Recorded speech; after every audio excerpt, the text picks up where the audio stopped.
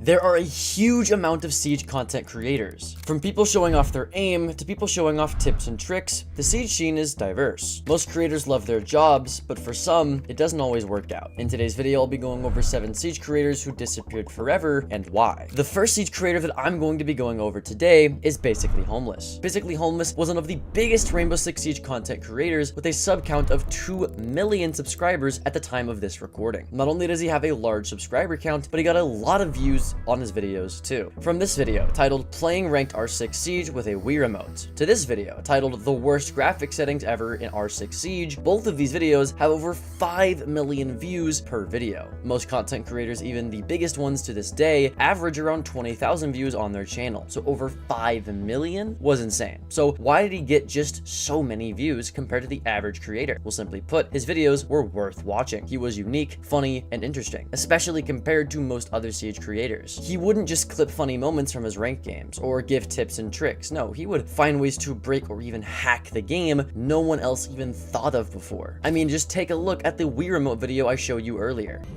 Prepare your eyes, nerds. Prepare your eyes. Look at this. It works. It works. This is so sick, dude. This is actually going to be usable. Like, I'm going to be able to shoot people fast. Like, Op 4 has deployed a diffuser. You need to destroy it. To your left. Diffuser located. What? What is going on? what? Like, what? Are you playing To with left. a controller? What the fuck? Left. Oh my god. Dude, it looks like he's playing with a controller. Bro, are you f***ing high? Are you good, bro? In this video, he somehow found a way to not only get Siege working on the Wii, but he was able to trick the game into thinking a normal controller was plugged in when in reality he had a Wii remote plugged in. It was clear that not only did he have smarts for what good content was, but that he also had the brain for software as well. Doing things like hacking the game to make his graphics look terrible, to finding a way to play Siege with a literal pineapple. He's a creative guy. It's no wonder he has the following that he does, or at least that he had. So what exactly happened to Basically Homeless? Basically Homeless leveraged his audience to be able to build a relationship with the publisher of the game, Ubisoft. He built such a good relationship with them, in fact, that for the release of the new Ela Elite skin, they flew him out to release a trailer for it. Basically Homeless was stoked, because not only was this a crazy cool opportunity to get his name out there, but also this was the confirmation he needed to know that Ubisoft was okay with him hacking the game if it meant that he'd be making content for everyone to enjoy. But that couldn't actually be further from what Ubisoft had in mind. When Basically Homeless was flown out, it was an ambush. When he arrived on the set, the idea was fairly simple. He would play the new Ela with the new Ela Elite skin while playing the game on an Ela mine. Very on brand with his content and something he'd enjoy doing. But what Ubisoft didn't know is that Basically Homeless did more than just hack random things into controllers. There were some times when he crossed the line from ethical hacking to non-ethical hacking. The specific video that would cross this line in Ubisoft's eyes was the video titled Ranked, but all 10 players are me. In this video, he found a way to play as not only all 5 of his teammates on the same ranked team, which is crazy by the way, but as all of the enemies as well. I'm not ever gonna get old. The 3-speed walks faster. This is terrifying. Oh, what are they thinking, dude? Imagine you come into a game and Say what now? What am I? Who do I? What do I do? What do I do? Walk to the east spawn. Yeah, this way. I don't know what crack shit I'm about to experience. Oh my god. Compared to his other videos, why this video is the one that Ubisoft picked as the worst of them all is still up for debate, but how exactly did they find out in the first place? Well, they didn't at first. That's why they flew him out and gave him all of these crazy opportunities, because they didn't actually know the extent that he took his content sometimes. But on the set of recording this trailer, Ubisoft found out. The person in charge of the shoot was seen reacting to the video, and when she did, Basically Homeless actually got banned for cheating on the account they were using live in front of everyone on set when they were recording. This was not a good look, and would be the catalyst for what ruined the relationship between Basically Homeless and Ubisoft forever. When Basically Homeless would fly home, he got news that Ubisoft would still pay him half of the money he was owed for the trailer, but that the tie between them would be severed forever. The trailer wouldn't be released as well, and because of the soured relationship with Ubisoft, neither would Basically Homeless's next 2 videos. Because he didn't post any Siege content after this happened, he just ended up switching to variety variety content and hasn't looked back since. I think the punishment was a bit too strict in my opinion, and the least they could have done was talked about it, but that's all over with now. Basically Homeless has actually been doing better than ever before, and if he was still in the Siege space, he'd probably be doing worse than he is now. So it seems that in the end, it was a win-win situation for both parties. The same thing cannot be said for the next Siege creator on this list, who was Serenity17. Serenity17 was your favorite Siege creators. This is proven by the fact that he is an old content creator for Siege, but also that he has almost 1 million subscribers. Serenity17 would at his peak upload content of his gameplay, often showing funny moments or cool hiding spots he'd use in ranked to get him free kills. Oh, how did he not see me?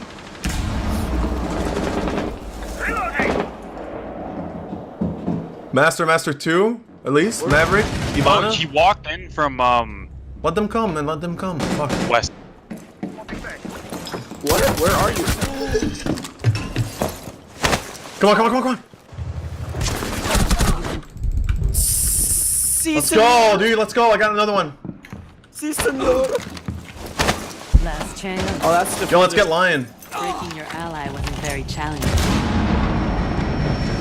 Serenity, that If is you the remain in future. this zone, you will be detected by hostiles. You have been spotted by hostiles. Whoa, let's go. No way. Oh my god. Serenity17 was a good player, and watching his content was fun, but after a while of making Siege content, he would upload for the last time 6 years ago. He made content from the start of the game, which was almost 10 years ago, so he was a content creator for Siege for a good 4 years. So what happened that made him stop making content completely, especially for someone his size? Well, it actually wasn't immediate. It was a slow, grueling process that eventually led him to fizzle out of the scene slowly as a whole. Serenity17 just burned out and quit. Why did he do this? Well, to be honest, he was living the dream. He had made content creation for his favorite game a reality, but with that came opportunity. He not only wanted to make content, but he also wanted to play the game competitively and play outside both of those things too. But when you play a game all day, every day, even when you don't really feel like it, just to stream to people who don't care about you to risk not getting as many views as you want, it just gets boring. When people imagine being a content creator, they imagine fame, wealth, and parties, but the sad reality about the job is that most of the time it's just you alone in your room playing a game all day every day that you're tired of. So when Serenity17 realized this and started battling with depression on the side, he decided to take a 1-month break. This break would help him a lot, to be fair, and afterwards he would continue the content grind, but after a while the same thing happened again. He didn't know why he was depressed about his situation or what he could do to stop it, but he knew something had to change. So in one of his last videos, he talked about wanting to branch out to other games on his channel, which he unfortunately never even did. If everyone is watching you for Siege clips and you want to play League of Legends, no one is going to watch the video that you make, even if it's the best video in the entire world. So why risk losing the views and money alongside it when he could suck it up and just stream for a few hours for some YouTube content? Well, he wouldn't, and that's exactly what he did. He did it until quitting YouTube permanently for his mental health was the only other option, which is why 8 years ago he would stream live for the very last time, and 6 years ago he would upload his final YouTube video. It's unfortunate how burnout from the game you love can be what makes you hate the game in the first place. Someone else who can attest to the truth of that feeling is the next content creator on this list, who is Shawk. Shawk was a Siege content creator for the better part of 7 years, originally starting as a console player, moving to PC in 2017. Shawk was one of the first content creators people watched for his raw mechanics. He was naturally good at the game, and when push came to swing, he won most of the gunfights that he took. This quickly shot him not only up the content ladder, but also the competitive ladder, having him on teams with the likes of Iconic and J90, who are currently pro players right now, when he was under 18. Rated as one of the best underage players for his time, as well as amassing over 400,000 subscribers on YouTube, Shawk has made big waves in the Siege community. But Shawk didn't just make content with clips. When Shawk grew his Discord server, he actually found more fun and abundant content opportunity when hosting custom games between his viewers. This is shown by the fact that his biggest video to date is this video titled "Can 5 Champions Beat 5 Pro Players in Rainbow Six Siege?" Pro players. So in this video, I took 5 of the highest level champion players, some of which who have actually been ranked #1 in the world, and put them up against 5 of the best pro players in the world. This video would gather an insane 3.1 million views and would make Shawk a lot of money on the side. So why did Shawk go from both rich and famous with Siege to leaving the game just 1 year later? Well, he didn't really get tired of making content for the game. He just got tired of the game in general. Let me explain. Before Operation Demon Veil or before Jinxie completely revived the game, Siege at this point was a dying game. There was no fresh content, the meta was unbalanced, and the game, for lack of a better sentiment, was just unfun. This slowly killed Shawk's interest in the game, but what sealed the deal for Shawk and his career to leave the game entirely was actually much later down the line in Year 8. In Year 8, Jinxie blew Rainbow Six Siege up to double its all-time player count high. But with wanted attention, you also get unwanted attention. In Siege's case, this unwanted attention was cheaters. When everyone saw that Siege was getting super popular again and more people were playing it, cheat developers saw this as a game they should spend money and resources on to make cheats for. This, paired up with Siege being a very easy game to make cheats for, made the game, for the better part of a year, completely unplayable at the highest level on PC. Even to this day, after most cheats are gone, in Diamond Elo and above on PC, the game has wallers at least 50% of all the games that you play. With this, and Shawk seeing the game already on a decline, he decided to leave content creation for Rainbow Six Siege. Keywords for Rainbow Six Siege. You see, right as he was thinking of this decision, a new game had just come out. To Shawk, this game was insanely fun and had a lot of potential. To Shawk, this game was insanely fun, had a lot of potential, looked good, and most of all, was free to play. This game was, and still is, the finals. After playing nothing but the finals, even on stream for days straight, some nights not even going to bed until 1 PM the next day, Shawk had the idea to maybe switch from Siege to the finals. After about 2 weeks of thinking about this decision, he decided to just upload a video about the game to his channel. This wasn't him fully switching, but rather just testing the waters. And what he found was that this video did better than his average Siege video. So after testing even more videos in the space, Shawk decided to make the switch for good.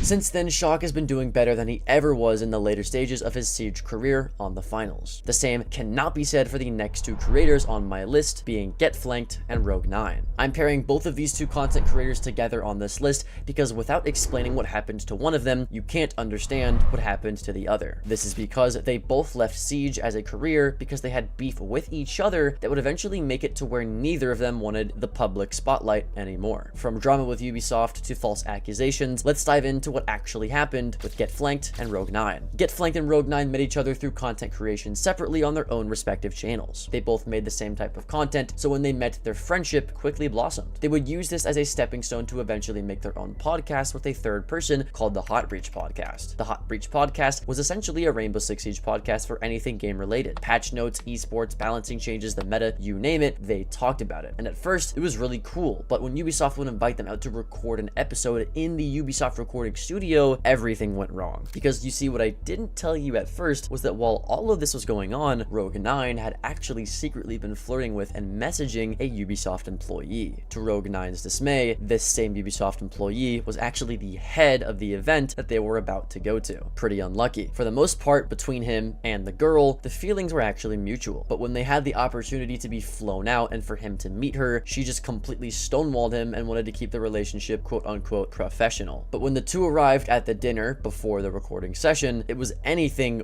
but professional. Ubisoft employees treated this more like a vacation and used Tinder as an iceberg to break into conversation with the three people on the podcast. Sounds professional enough to me, I guess, but when Rogue9 was visibly uncomfortable by this, everything for him changed for the worse. The employees started treating him like an annoyance and treated him extremely unprofessionally once they heard the rumor that he had been flirting with the girl in charge of the entire event. This, mixed in with more unpleasant experiences, led Rogue9 to have a horrible relationship with Ubisoft moving forward. But the worst part about it is that you'd think his friends on his podcast would be on his side about it, but they weren't, especially not Get Flanked. It turns out that Get Flanked had been talking badly about him behind his back to Ubisoft just to actually get a better relationship with Ubisoft himself, instead of siding or sticking up for his friend and the man he had just recorded a podcast episode with. With Rogue9 finding this out, he was kicked off the podcast podcast, and it seemed that that was it for Rogue9. Get Flanked would also post a video to his second channel talking about why he kicked Rogue9 off, spreading a lot of lies in the process to cover up himself. But Rogue had one bullet still left in the chamber, one bullet that would change everything. He would post a video to his channel titled Get Flanked Lied, and Macy J corrected his previous comment. In this video, Rogue9 goes over everything Get Flanked said, with hard evidence essentially showing that Get Flanked had lied through his teeth. Arrangement.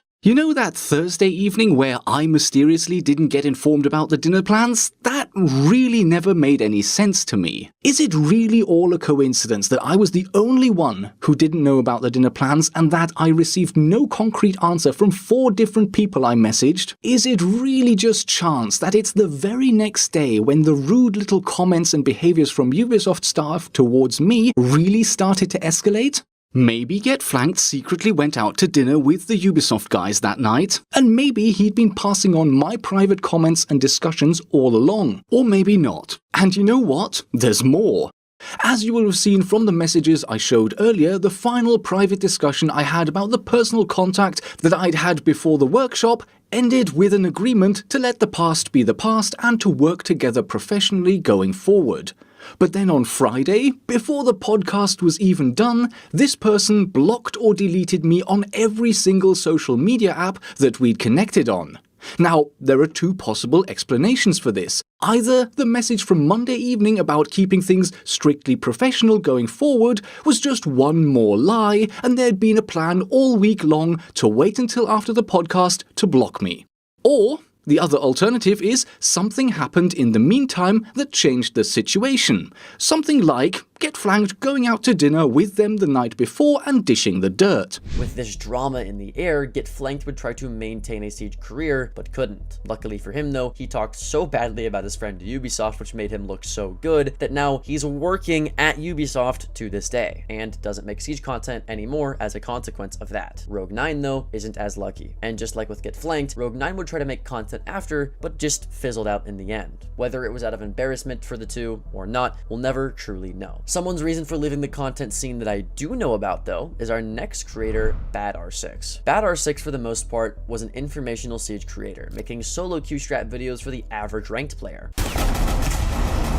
What I am about to show you is perhaps the most effective, consistent, and game-winning strategy you may ever use in Rainbow Six Siege. His strats were good, and the best part about it is that he used them in-game against high-level players to actually show you how they worked and that they worked in the first place. Content like this was what blew him up to the sizable channel he owned, amassing over 50,000 subscribers in total. So what made him stop making content with such a lucrative career ahead of him? Well, the truth behind that answer is the same truth behind the answer of Serenity 17, and that is game burnout. He got tired of not only the game, but making content for it as a whole. When he tried to do variety content, he wasn't as successful as someone like, let's say, Shawk was. This would ultimately kill his channel and force him to keep making Siege content and get him to post variety content that he wanted to actually make on a second channel. The likes of which, by the way, I can't find anymore using links that previously worked, making me think that he deleted this channel as well. But that isn't confirmed, and 7 months ago, he would stop posting on his main channel as well. But Bad R6 isn't the only content creator with little known about where he went and why he left, because the final content creator on this list also has a shroud of mystery around why he left and where he went as well. This content creator being Gavinacity. Gavinacity was a content creator with 200,000 subscribers. He was a creator doing tit videos, but what separated him from others was his way of throwing his personality into the videos and making them unique. A video that shows off this perfectly is the video titled 5 More Things That Only Noobs Do in Rainbow Six Siege. Seriously, most of these are just kind of jokes. I know a lot of people got kind of upset that I said picking Tachanka as newbie in the last video, but this is all just for fun. It is supposed to be cringy. It's supposed to hopefully make you laugh. But moving into 5 more things that only noobs do in Rainbow Six Siege. The first thing is going to have to be reinforcing walls in between bomb sites when playing on bomb. A lot of times it can be important to open up the walls between bombs to help get a better sight on the objective. So one of the most frustrating things is when a noob comes in and just reinforces the wall between bombs. Alright guys, what should we reinforce? I'm going to get right here in between the bombs just to kind of make things safe. No, what are you doing? What are you doing? What are you doing? I'm reinforcing it. No. Gotta reinforce it. We gotta keep it safe. No, stop. Come on. You're not supposed to do that, dude. Why? Oh my god, dude. Oh my Oh god. my god. This is what you get for disgracing the Lord, you fucking asshole. So with somebody with so much potential in what he did and so much success on the line, why did Gavinacity quit the game? Well, to be honest with you, of everyone I've talked about, there is the least amount of information on the internet on why this guy quit the game and his career. But according to Garfield is Doc in his video titled Forgotten R6 Creators, Where Are They Now?, he talks about a conversation he had with Gavinacity before he left that sheds some light onto this topic. In this video, Gavinacity essentially said that he got a real job that paid him well enough to where he didn't need to rely on the money from Siege content. He also just didn't find the game fun anymore, because when people are relying on you to make good content for them, your game becomes more about pleasing the viewers with good clips than it does about just enjoying the game. The game just becomes stale and not fun anymore, and neither does making content. Aside from those two things, not much else is known about where he went or why he left. But with that out of the way, that is it for today's video. Check out this next video, and I'll see you there.